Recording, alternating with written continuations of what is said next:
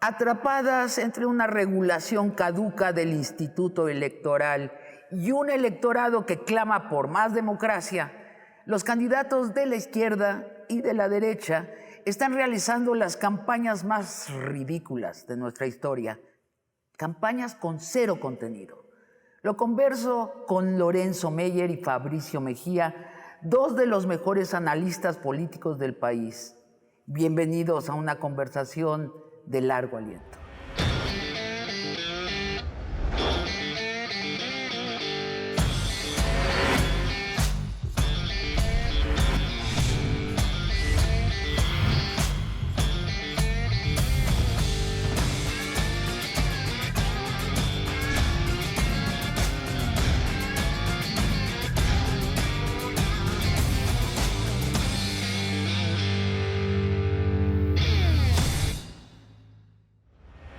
¿Qué tanto están sirviendo estas campañas de nuestros candidatos de izquierda? Y, por ejemplo, vamos a Claudia. Claudia ha dicho que quiere construir un estado de bienestar. Lo ha dicho, pero sin mayores precisiones. Lo dijo acá en Largo Aliento, lo llamó sistema de cuidados. Dijo, como todo mundo sabe. No, todo mundo no sabe. Y lo dijo en el libro que recién salió sobre ella, pero de nuevo en un párrafo. ¿Reforzaría el ISSSTE? ¿O está hablando de algo muchísimo más grande, de crear un estado de bienestar extenso que cambie la vida de los mexicanos? Lorenzo, ¿no te inquieta que no haya esas precisiones? En cierto sentido, no. Me parece que tiene la debida ambigüedad el lenguaje político en particular de los candidatos. No digo del de Claudia, el de todos. Sí. Pero aquí los conceptos tienen que ser tan elásticos que puedan caber muchas interpretaciones. Entonces, esa debida ambigüedad le envía al receptor más o menos lo que él quiere ver y ahí lo coloca. Pero está bien eso. Pero es que, Sabina, eso es de todos los políticos de todo el universo mundo. Se trata, por eso son políticos en parte, porque pueden manejar el lenguaje con esa elasticidad. Entonces, decir el estado de bienestar, pues se oye bien. Bienestar, se oye muy bien. Todos queremos estar bien. Todos queremos estar bien. Sí. Ahora, ¿cómo le haces un estado de bienestar en un país pobre? Que los recursos, en cualquier parte los recursos son escasos para los objetivos que se pretenden. En Estados Unidos o en Suecia también son escasos. Aquí son un poquito más escasos. Sí. ¿Por qué? Por nuestro fisco, entre otras cosas.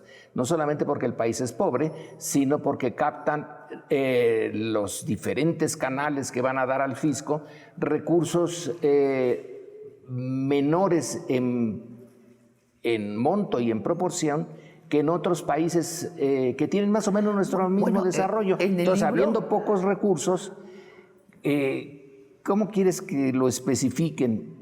Bueno, se lo preguntan en el libro y ella responde, no es necesario aumentar los impuestos. Ya lo platiqué con Raquel Buenrostro, que fue la directiva del SAT, y me dijo que no, que podemos encontrar aquí y allá. Y allí se queda toda la discusión de algo tan importante como un estado de bienestar. Bueno, pero hay que recordar también que no pueden hacer todavía propuestas por la prohibición del INE. Es decir, ha habido propuestas como las de Ebrard en seguridad, etcétera, que están un poco fuera de la legalidad, pero no pueden hacerlo. Entonces es un poco ridículo. Sí, ¿no? Porque tú ves, saliéndome de Morena y del PRIAN, tú ves, yo vi, porque soy un ocioso, como dice Lorenzo, lo que presentaron. Yo no dije eso. Hace mucho. Tú decías que leía cosas que ni siquiera debería estar leyendo. Pero vi lo del Movimiento Ciudadano. Esta cosa no me acuerdo cómo se llama, pero bueno, donde fueron los mismos asesores del PRIAN, como Morales Lechuga y cosas así, y hablaron de lo que tenían. Su artículo se llamaba la formación del engrudo o algo así. Ese era el de Lili. Ah, bueno, pero era algo parecido. No, este era la derecha buena ondita. Sí. Y sí, la verdad es que Movimiento Ciudadano. sí hay que decir que tampoco podían hacer propuestas. Entonces era Tú tenías a Patricia Mercado hablando de la desigualdad de género, pero así en abstracto. En abstracto. Y entonces no podían pasar a las propuestas porque el INE te lo prohíbe. A ver, todo el mundo se está pasando por el arco del triunfo al INE, ¿no? Partamos de eso. Dijeron que no puedan haber campañas. Ahorita son campañas, se llaman de otra manera que nadie se acuerda. Incluso los candidatos cuando tienen que decir, dicen, ¿cómo me llamaba yo? ¿Qué quiero? ¿Coordinador de qué quiero ser? Nadie lo cree en el país. Entonces, estamos probando altos grados de eufemismo y no está funcionando. Están en campaña los de la izquierda y están en campaña los de la derecha igual y los de Movimiento Ciudadano. Y en medio hay una situación ridícula donde todo el mundo está hablando muy abstractamente y no está sirviendo de mucho todo este asunto. Los vemos llegar a sus ferias, ¿no? En cada estado. Los reciben bandas, algunos no los recibe nadie, o sea, ya lo vimos también. Pero ¿de qué está sirviendo esto, Lorenzo? De poco y de mucho. De mucho porque ahora sí ya no hay ambigüedades. Ya sabemos quiénes son los candidatos de la izquierda. De la derecha todavía tenemos que esperarnos un poco. Pero esto ya pone la base de la pirámide, digamos, de conocimiento de nuestros candidatos. Ya está la plana en el caso de Morena. La otra medio se está formando.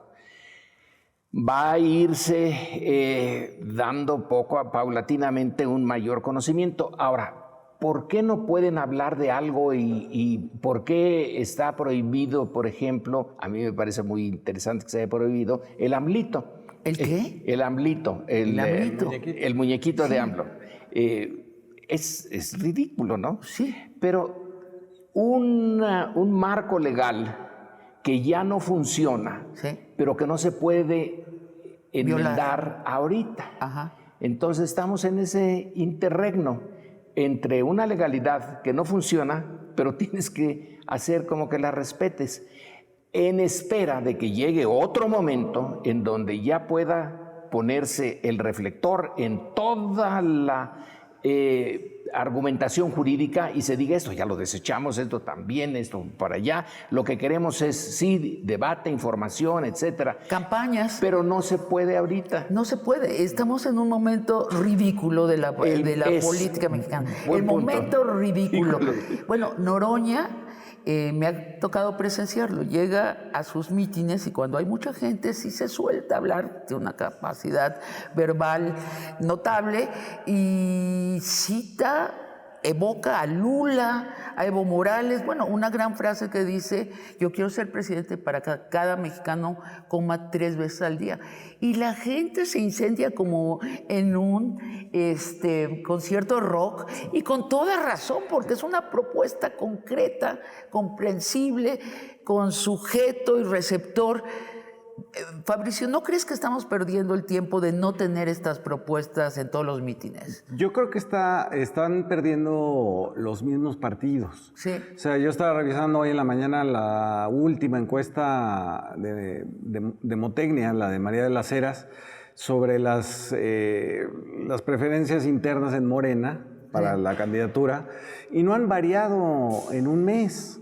Sí. Son los mismos números, las mismas... Claudia está arriba. Claudia está muy arriba, Sigue inalcanzable Brad, prácticamente. Inalcanzable, casi 20 puntos. Y el de abajo, que sería Dan Augusto, está también en la mitad de lo que tiene Brad. Es decir, esas proporciones ya se van a mantener. Entonces, ¿para qué alargaron tanto o empezaron tan antes las campañas? Y en el caso de el PRIAN, pues bueno, tienes esta cosa ridícula, efectivamente, donde hay una candidata que es Xóchitl Gálvez, que está decidida ya hasta donde sabemos, por el Consejo Mexicano de Negocios, y Claudio X González, y luego un procedimiento del PRI, el PAN y el PRD, donde se suponía que iba a haber unos foros y iba a haber unos sondeos de opinión, pero no encuestas, y toda una complicación de procedimiento que no sirve porque ya hay una candidata elegida por la élite. A mí me hace recordar, no, ustedes me van a recordar el nombre del autor, pero El relajo mexicano.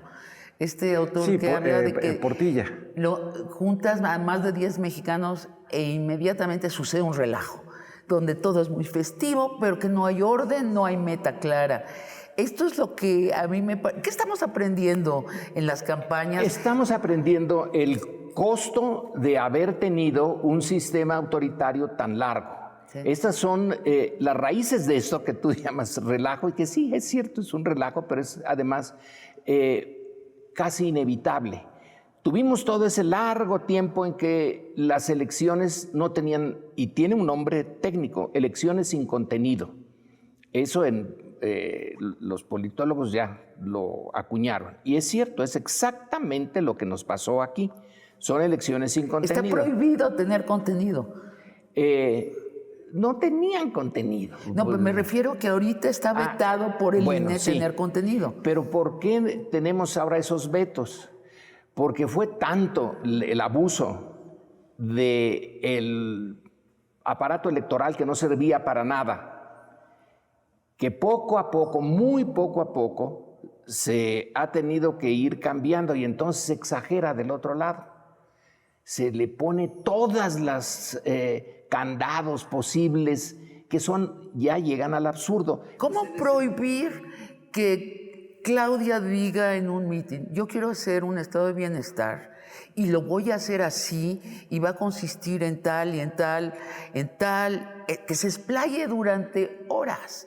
Lo que creo que estamos hambrientos los mexicanos es que nos cuenten qué quieren hacer y así medirlos. O en el caso de Ebrard, que te desdiga y diga, no, yo sí soy de izquierda y te voy a explicar de qué izquierda soy, Fabricio. Yo quiero hacer tal y que nos narre largamente. Yo los he invitado a todos los candidatos de la izquierda acá recientemente, pero les pongo una acotación. Les digo, sí quiero hablar de proyectos. Y todos me dicen, de proyectos no podemos hablar. Entonces, última pregunta de esta sección. En septiembre, la gente va a votar por alguno de los candidatos de izquierda y va a resultar un único candidato. ¿En qué se van a basar para votar? ¿En quién le cae bien? ¿Qué tenis usa cada candidato? ¿En qué se van a basar? Porque se van a basar, a mi entender, en las especulaciones de los analistas. Fabricio. Y en su biografía. En su biografía. Esa ya no es especulación. Sí. Ahí tú ya tienes gentes con una carrera, ya la hicieron. Ya ahorita lo que hicieron bien o hicieron mal, lo pueden reinterpretar. Es lo más que pueden hacer, pero no lo pueden cambiar, no lo pueden borrar. Entonces, el ciudadano tampoco está tan indefenso aquí, viendo a los varios prospectos. Porque si le interesa la política, se interesará por qué hicieron, sí, de dónde vienen, quién los ayudó en principio, con quién estuvieron, con quién no estuvieron, qué proyectos. Ellos ya fueron parte de proyectos. Entonces, no está tan desértica la zona. Ahora les toca, cuando llegue el momento después de septiembre, ya de especificar más, y no creas que van a especificar mucho. Pues ya no, porque va a quedar uno solo. Sí, bueno, ahí veremos, votamos, ¿no? Ahí ya veremos la confrontación con la derecha, ¿no? O con el frente opositor. Que me parece que es como muy clara, lo podemos avisorar desde ahorita. Va a ser derechos constitucionales, universales, estado de bienestar contra meritocracia, privatización. Es decir, tanto Xóchitl como su patrocinador Vicente Fox, imagínate de qué estamos hablando. Han sido muy claros en que están en contra de los programas sociales, que están en contra de la universalidad de esos derechos y que quieren privatizar pensiones, que quieren que un México, así lo dijo Vicente Fox, un México donde no quepan los huevones, es decir, todos los 10 millones de hogares que reciben apoyos sociales son considerados por Vicente Fox huevón, y él mismo no a sí mismo porque dice que sí quiere su pensión presidencial de expresidentes, ¿no? Entonces, esos son los proyectos que se van a confrontar después de septiembre. Vamos a un corte y entremos, tú abriste la puerta de las campañas de la derecha. ¿Qué están discutiendo estos señores y estas señoras? Vamos a un corte y regresamos. Krill lleva 10 meses de campaña, nunca ha expresado ningún proyecto. Xóchitl es la misma tendencia. No estamos oyéndola hablar de ningún proyecto, ya hablamos Dependen de hablar mal de López Obrador. Esa es la campaña. Yo estoy completamente de acuerdo con Fabricio. Es que su proyecto depende del proyecto de la izquierda. La iniciativa, las ideas centrales las lleva a la izquierda y entonces ellos reaccionan.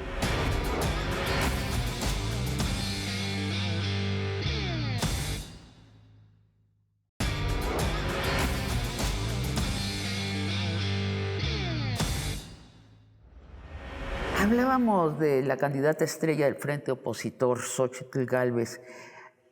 Al ser Xóchitl la candidata más popular de la derecha está concediendo a la izquierda el triunfo en varias guerras, ¿no? Está Entre ellas la diciendo corrupción.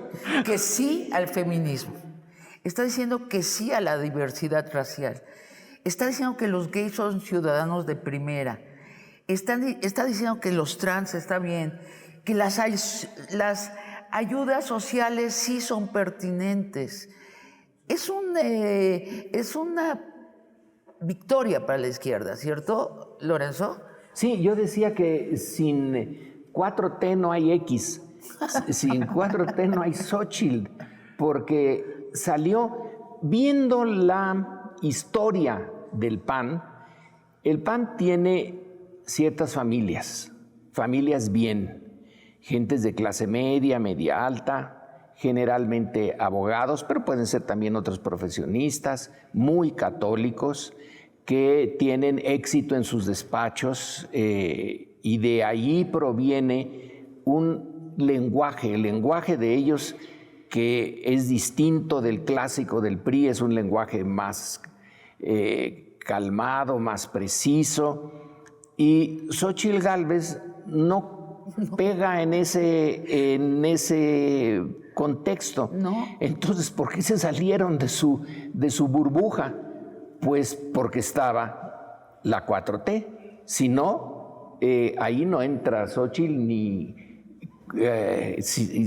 necesitaría... Claro, y técnicamente hicieron unos focus groups por la República y se llevaron la sorpresa que la contendiente más atractiva era esta, que parece que no es de la derecha y por supuesto no de la élite de la derecha.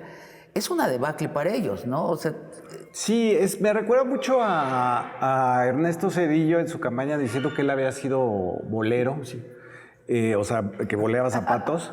O Vicente Fox, que nos presentó como un ranchero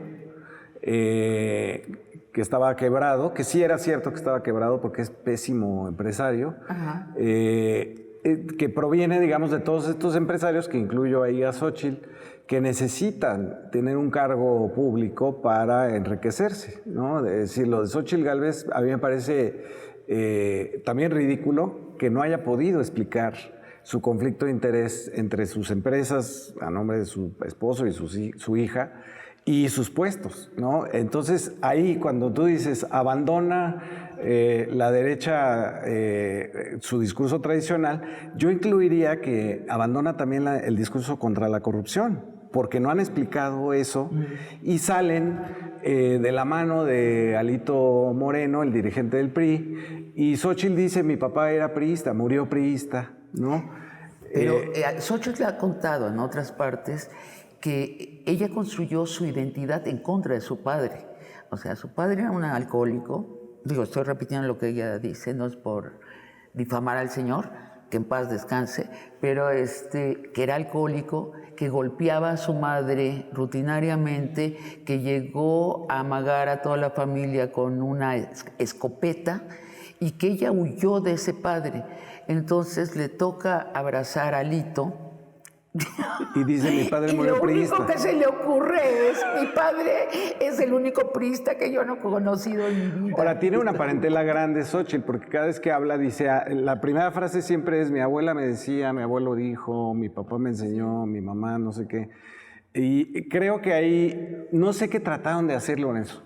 Si se trataron de correr al centro cuando el centro está desaparecido, y entonces cometieron un error garrafal, porque están entonces buscando un voto que puede ir de Morena a el PRIAN. Exacto. Por un discurso feminista o un discurso indigenista. Es muy poquito eso. A mí también me parece un error estratégico grave, porque los que votaron por Morena y se desilusionaron, posiblemente van a votar por Xóchitl. Pero a ver, Fabricio, es un error grave, entonces no debía de haber existido Fox, porque Fox es eso, él es el otro que se salió del cartabón panista y que se hizo popular y simpático para masas que ya están hartas del PRI en ese momento, sí, que ya estaban hasta... aquí del PRI.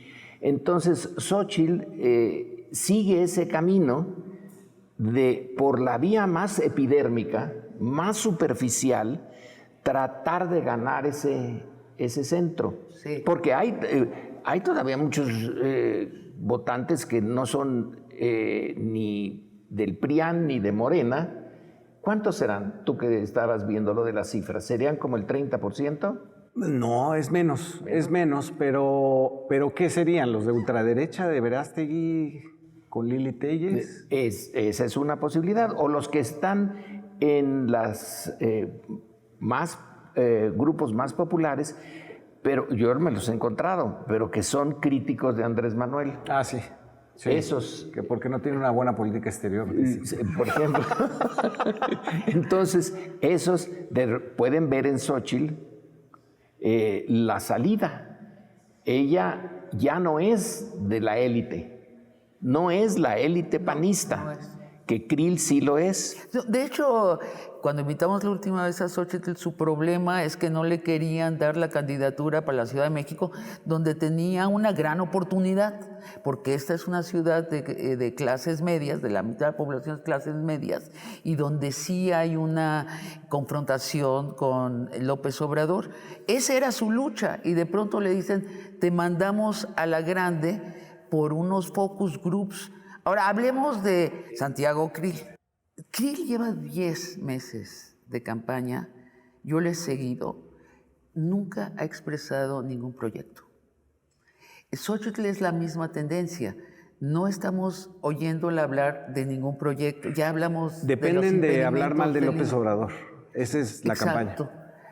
Pero no hay nada. Por ejemplo, Fox dice, ya estos, vamos a retirarles, espero que Xóchitl les retire las ayudas sociales a estos huevones.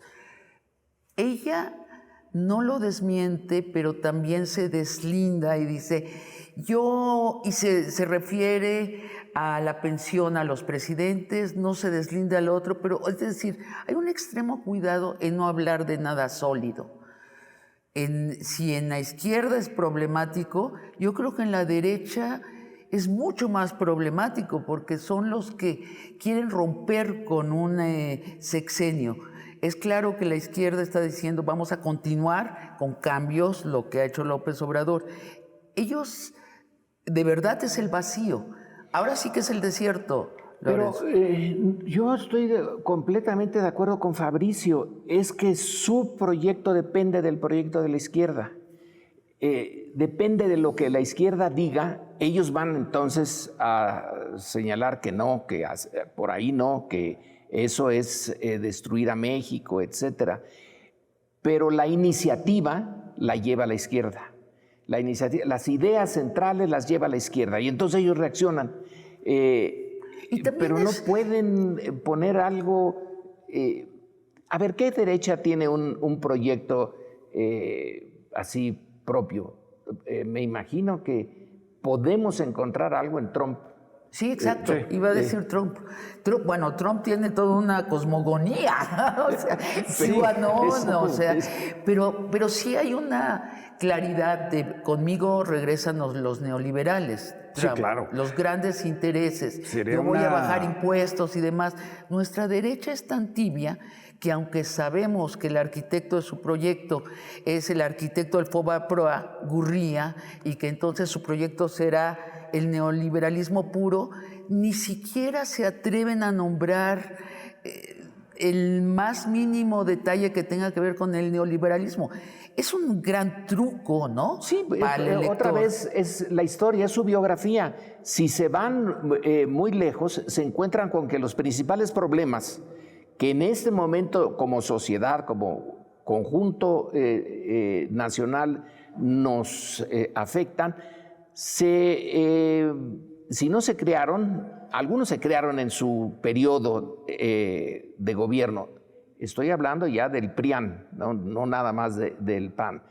A lo mejor algunos aparecen desde mucho antes, pero esos problemas los crearon ellos. Entonces quieren volver, pero se encuentran con que el volver hacia atrás tal cual los condena.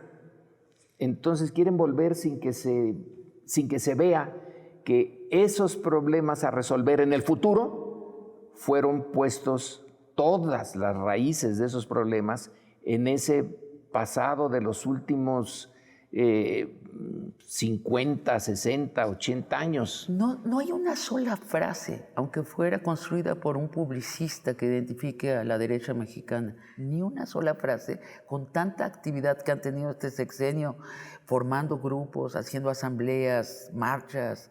Bueno, el INE no se toca, podría ser la única podría frase. ser, esa es creo que la única que han tenido, lo de no se toca, que es muy significativo, porque es conservemos esto sin cambios, ¿no? Algo sin cambios, ¿no? Es lo que le dicen a los niños muy católicos de chicos, no se toca. No se toca, siendo el INE, digamos, la parte pudenda, pero también hay que reflexionar un poco sobre la metáfora corporal, es decir, el tacto es el más social de los sentidos.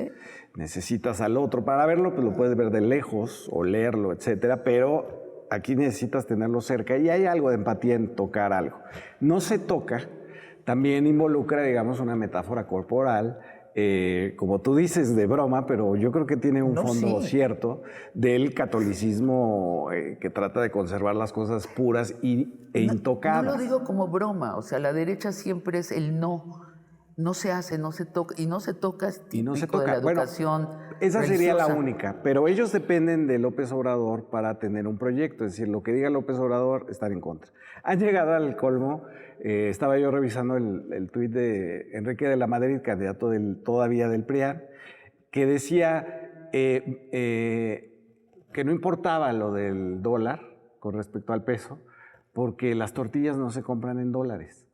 Me recordó muchísimo aquella frase de Guajardo que decía, no importa el precio de la gasolina porque los pobres no toman gasolina, ¿no? No comen gasolina. Entonces, es la misma idea, es decir, lo que haga López Obrador hay que estar en contra, no importa si tú mismo caes en el ridículo, el absurdo, etcétera. Y creo que así va a ser la campaña. Va a ser una campaña, la de Xóchitl, como ha sido, digamos, a ella la eligen porque es la que ha tenido más éxito en sus espectáculos en el Senado. Sí. Se disfraza de dinosaurio, se encadena a la silla del Senado, va y toca la puerta del Palacio Nacional. La bandera de una primera presidenta mujer, sí, en las mujeres nos causa una gran emoción.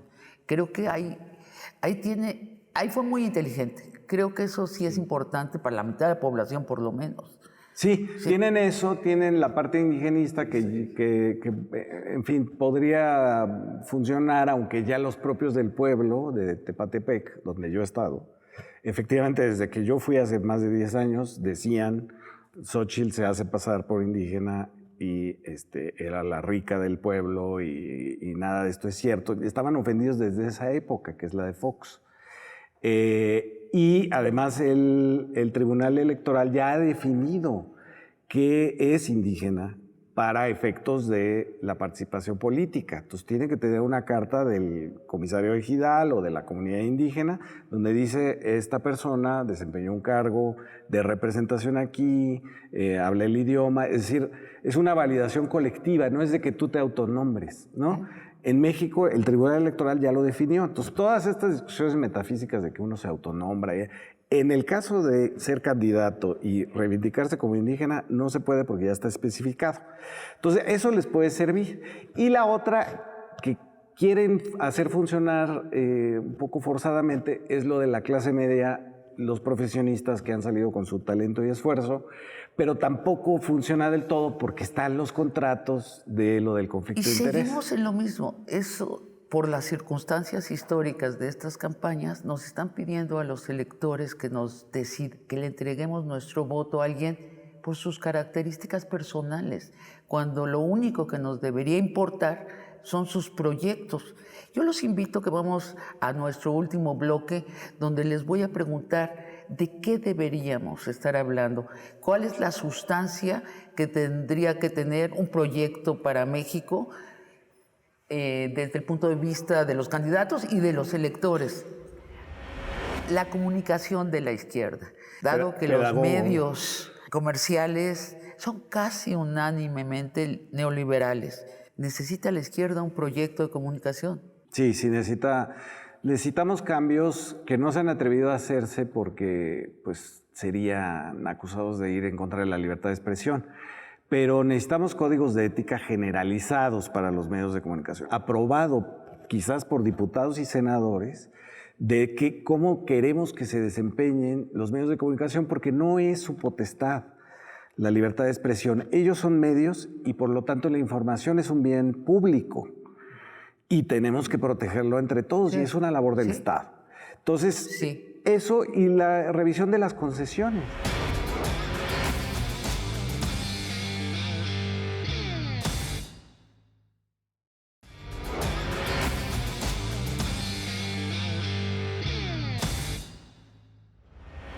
Lorenzo, Fabricio, idealmente en campañas libres, ¿qué deberían estarnos contando los candidatos? ¿A quién se lo pregunta? A ver, Lorenzo. Bueno, yo creo que eso es fácil de responder en términos muy generales. Y me apropio de Andrés Molina Enríquez y su libro, Los grandes problemas nacionales. Pues ahí están los grandes problemas nacionales. El primerísimo, la miseria, que sigue siendo una realidad en una buena parte depende de cómo la midas, pero pudiera ser 40%, ¿no? Más o menos. Más o menos. La miseria me parece que es el gran problema. El gran problema. No es nuevo. Luego, la falta de justicia. El aparato formal de justicia en México es un problemón para, sobre todo, las clases más bajas, pero es para todos. Para todos, excepto para los muy ricos o los muy poderosos. Para los muy, muy ricos. Muy ricos, porque ya con la clase media puedes tener muchos problemas por la... El 0.1% de la población, estoy casi citando a Arturo Saldívar. Sí, ese sigue sin resolverse. Sí. Y yo también pondría a la equidad, porque podrías terminar con la pobreza extrema, podrías llevar más o menos un sistema legal aceptable, pero la desigualdad que tiene, también yo lo veo con un origen muy viejo. ¿Cómo iban un puñado de europeos a manejar una sociedad tan compleja, tan amplia en territorio, pues por la vía de hacer legal la desigualdad? Ya con la independencia eso supuestamente se eliminó, pero no es cierto. Todavía tenemos un legado enorme de desigualdad, de discriminación, y ahí entra el problema, entre otros, por ejemplo, de las mujeres, que en un tiempo no se vio como un problema, sino como algo natural. Bueno, y después nos la debe la izquierda el combate a la corrupción, no a la corrupción estructural, sino a la corrupción de los funcionarios. Es una deuda de la izquierda. ¿Te parece, Lorenzo? Sí, pero es una deuda de todos. La corrupción también viene de muy atrás, y en parte, solo en parte, la entiendo y la explico como una defensa. Hay desde también la época colonial, cuando se sabe que la justicia no funciona, entonces echas mano de la dádiva porque no funciona la justicia. Claro. Ahora, no es la única explicación, sí, claro, pero es una de las explicaciones. Si arreglamos el tema de la justicia, que es complicadísimo, se quita mucho el campo a la corrupción, que requeriría... Recuerdo de un profesor del Colegio de México, de discutir con él el tema de cómo el niño interioriza la corrupción y otras cosas, porque lo ve en sus profesores, claro, en sus maestros, en su familia. Entonces, si desde niño se ve esa conducta como la manera normal y en... El sistema, el verdadero sistema. Nunca se dice que bueno que hay la corrupción, pero se tolera. Ahora es muy peligrosa porque el PAN le bastó gobernar 6 años para que cualquier resto de ideología se hubiera esfumado, gracias a la corrupción. La corrupción, a mí me parece que es un dragón que tiene que enfrentar la izquierda si quiere transformar al país. Porque igual puede quedarse 30 años la izquierda, pero si se corrompe, el porqué original de gobernar se habrá esfumado. Exactamente, es decir, yo creo que la clave es lo que ha dicho Pablo Gómez. Padecimos un Estado corrupto, es decir, era una manera de gobernar, ¿sí? Era una manera de repartir el poder, y él cuenta como un ejemplo el caso de los moches, donde se hacían filas afuera del Palacio de San Lázaro de los diputados la noche de la aprobación del presupuesto para disputarse la partida 23, que es la más grande y la que se puede asignar. Claro, Don Xochitl sería una mujer bien adaptada a ese sistema. Bueno, ella no ve como un problema de corrupción su propio conflicto. Y muchos electores tampoco lo ven, dicen, pues así es. Así es. Ese es un tema fundamental. Yo creo que si lográramos desmontar el Estado corrupto, sí sería un México muy distinto. Yo tenía un profesor en la Universidad de Chicago, de burocracia. Y en los modelos de democracia había un modelo en donde la corrupción era funcional y ponía a la India como ejemplo. No nos podía haber puesto a nosotros, pues no había ningún mayor problema. ¿Cómo puede un gran... alguien que inventa algo, un empresario, gente con mucha energía, llevar adelante su empresa? Pues la corrupción la pone como el aceite que hace que los engranes de una maquinaria gubernamental echa un desastre burocrático. Entonces le pones un poquito de aceite de corrupción y ya los engranes empiezan a funcionar bien, y la economía funciona bien y la sociedad se beneficia. Ese era, claro que no era el modelo que estaba ¿cierto? proponiendo el profesor, pero era uno de los modelos que se teorizó sobre el papel positivo de la corrupción. La clase media. Este presidente se ha cebado en la clase media. Yo como clase media me ha dolido, Eva, porque ¿Tú te asumes como clase media? provengo de allí, mis ingresos son de clase media. ¿Tú crees que la clase media es un ingreso? No, es más complicado, es también una serie de valores, y yo creo que la clase media, hay una clase media retrógrada, conservadora, y hay una clase media progresista. Y hay una clase media cuyos mejores valores son la educación y el pensamiento científico, por ejemplo. Entonces, creo que el presidente, a mi manera de entender, se ha equivocado en la nomenclatura. Para empezar, hay una confusión tremenda si los fifís es la clase media o no, que sería muy injusto, ¿no? Porque no es lo mismo ser del 0.1%, las culpas del 0.1%, que la del 40% de la población que llamamos clase media, que también está mal definido. Nadie se pone de acuerdo cuántos somos los de la clase media. Pero hay algo que retejer allí, sobre todo en estos valores de la estima por la ciencia y por la educación y por la cultura, agregaría. Hay algo que tiene que retejer la izquierda, Lorenzo. Pero yo creo que aquí también es si te pones el traje. Yo no me lo pongo. Alguien puede decir, por tu ingreso tú eres más clase arriba media de la media. Bueno, pero no me... yo entiendo cuando dice clase media. Es un paquete el que pone Andrés Manuel. Es una visión del mundo. Sí. Y es contra esa visión del mundo, no contra la fe en la ciencia, en el esfuerzo, etcétera. Eso no está condenándolo, está condenando esa parte mezquina y aquí va otra teoría que está muy bien desarrollada en un profesor que se llama The Reactionary Mind, su libro se titula La mente reaccionaria.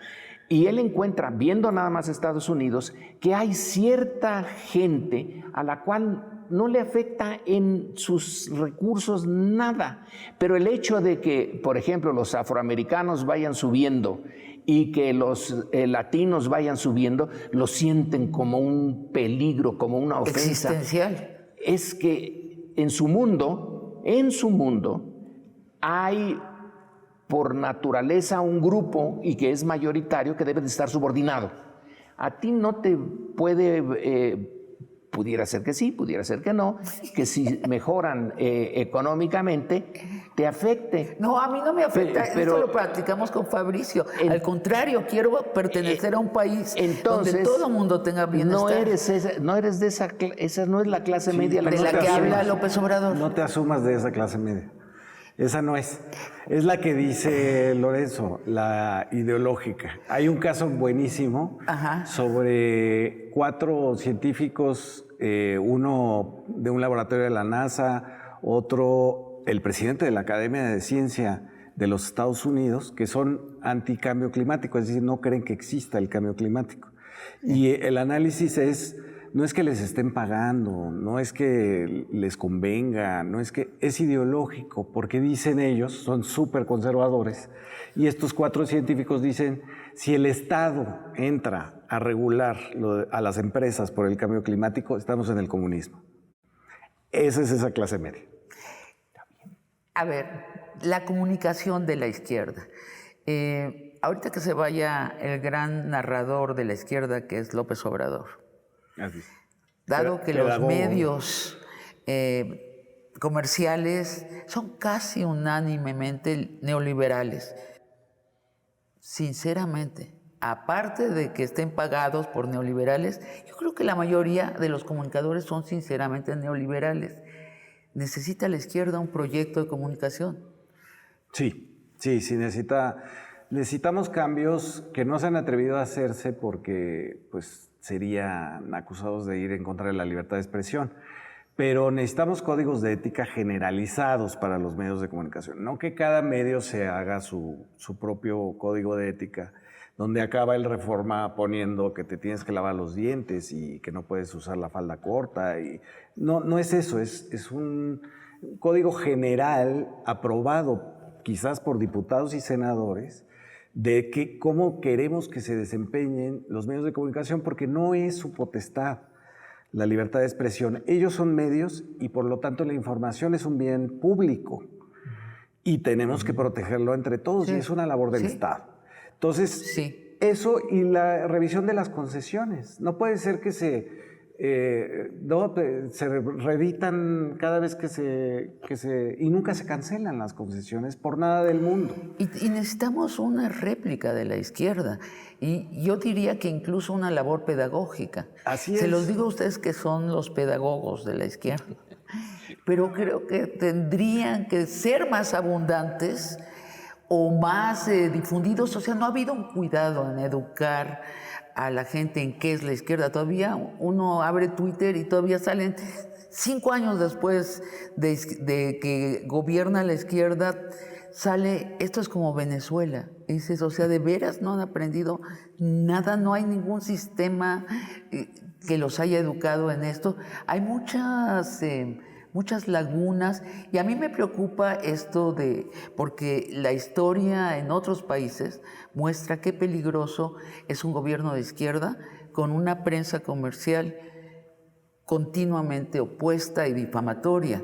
Sí, bueno, está Argentina, está Brasil, Colombia, ¿no? Donde te pueden hacer un lawfare o un golpe de Estado legal con la complicidad de los medios de comunicación que gritan corrupción, y no hay manera de defenderse. Lula, ¿no? Fue lo de Lula, encarcelado. Lo de Dilma. Dilma, ¿no? Fue tumbada. Lo que hicieron los medios de comunicación con el atentado a Cristina Fernández de Kirchner, que dijeron, no, es un montaje de ella misma, ¿no? Y lograron convencer a una parte de la población.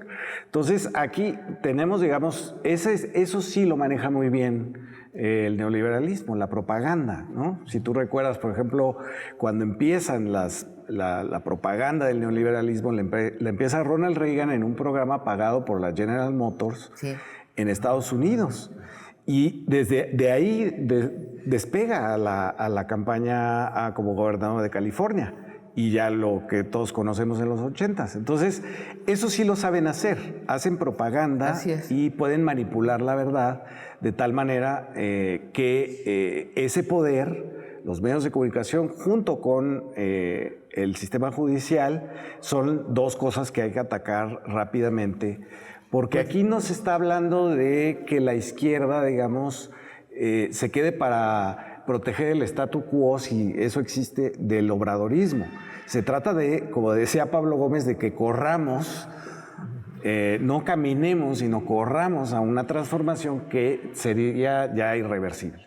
Pues esto es una asignatura pendiente para la izquierda mexicana, y que además pondría un ejemplo, porque la izquierda en el mundo no logra solucionar su debilidad con los medios de comunicación. Por ejemplo, en España, que tiene una larga historia de la izquierda de gobernar, luego irse y luego regresar al gobierno, siguen con los medios comerciales copados por la derecha.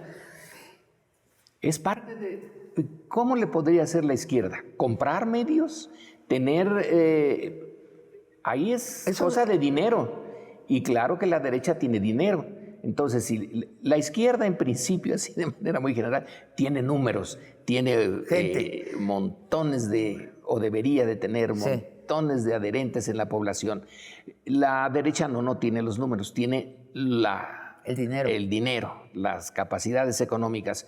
¿Y cómo se manejan los medios? Pues con dinero. ¿Cómo se crea un gran periódico? Pues necesita una inversión enorme, televisión, la radio. Entonces, ¿crees que esto es consustancial hacer izquierda y derecha? Este desequilibrio. Yo creo que el desequilibrio es que todos nos manejamos en un sistema capitalista, la izquierda y la derecha. Y en el capitalismo tiene la ventaja la derecha en esa materia. Ya no hay, desde que se fue la Unión Soviética, ya la idea del socialismo como fuerza dominante hacia el futuro se quedó en suspenso. ¿Quién sabe qué pasa en el futuro? Por el momento tenemos que aceptar que vivimos en un sistema capitalista en donde la izquierda está tratando de tener sus peores efectos, pero el dinero sigue siendo fundamental. Y ellos tienen los medios. En México se necesitaría que se necesita. Pues los medios públicos Se es una de las necesitan respuestas. las mañaneras. Esa es la gran ventaja de la mañanera. Por eso, pero tendremos un comunicador en las mañaneras como López Obrador, a menos de que lo contraten el que quede presidente. Pues es irrepetible el Yo no fenómeno creo que- de la mañanera, porque la mañanera no solamente es la voz del presidente y de todos los secretarios, han ido hasta los generales y el de la Marina, sino es un espacio de denuncia, ¿no? Se te llevan casos, se resuelven casos ahí en vivo, y también es un foro para las preguntas de los medios que siempre son como de derecha. Y efectivamente la mañanera, digamos, es un fenómeno irrepetible, pero sí como idea debe de pervivir. Sí. A lo mejor con otro formato, pero... Como sí, ambición, ¿no? sí, pero sí debe de pervivir porque sí ha logrado compensar, imagínate, 2, 3 horas al día logran más o menos compensar 24 horas de ataque en radio y televisión corporativas, porque hay otra versión del mismo caso, ¿no? El Tren Maya, ¿no? López Dóriga puede decir, es que era una simulación, no existe ese tren, el tren del AIFA, no el tren que va al AIFA. Bueno, pues se explica el miércoles en Quienes Quieren las Mentiras y ahí sale el desmentido. Entonces, eso hay que mantenerlo, pero es cierto lo que dice Lorenzo, es decir, necesitamos una reforma donde los medios de comunicación corporativos se deslinden de sus otros negocios. Es decir, ¿por qué creer la imagen en Pues la sí, pandemia? Yo estoy totalmente de acuerdo, Cuando pero son los los dueños dueños de- concretos Son los dueños del Hospital Los Ángeles. te van a sacar del país porque el verdadero negocio de los medios comerciales en la tele y el radio y los periódicos es que por un lado presionan en los medios Exacto. y cobran en sus otros negocios, así que tú les romperías todo el modelo de negocios. Porque si tienes solo un medio, digamos que no tiene hospitales, Pues sí, farmacéuticas. tienes que ganarte al público, fíjate qué horror. Tienes que ganarte el público, tienes que tener los números que sí tiene la izquierda. Muchísimas gracias por esta Gracias a conversación ti. de largo aliento. Hasta la próxima. Gracias a ti, Sabina, la pasamos muy bien. Estuvo Qué muy bien. bueno. Y ustedes, amigos y amigas, los espero el próximo jueves para otra conversación de largo aliento.